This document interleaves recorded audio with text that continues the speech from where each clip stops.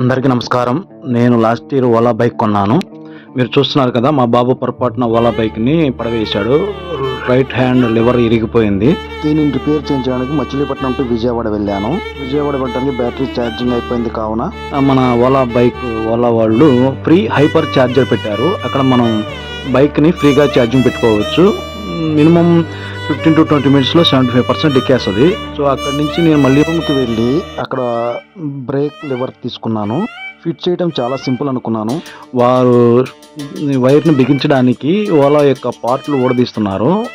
So ఊడదీస్తున్నప్పుడు Ola యొక్క part ఒకటి కింద పడిపోయింది. ఏంటని చూస్తే దాని యొక్క క్లిప్ ఒకటి ఇరిగిపోయింది అనమాట. సో జాగ్రత్తగా ఉండండి ఫ్రెండ్స్.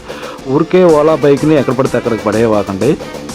సో జాగ్రత్తగా వాడుకోండి. చాలా సర్వీస్ అనేది చాలా కష్టంగా ఉంది. చూడండి ఎన్ని బైక్స్ ఉన్నాయో ఓలాల బయట. ఎలక్ట్రికల్ వెహికల్ గురించి అవగాహన చేసుకుని వెహికల్స్ కొనండి. Thank you friends.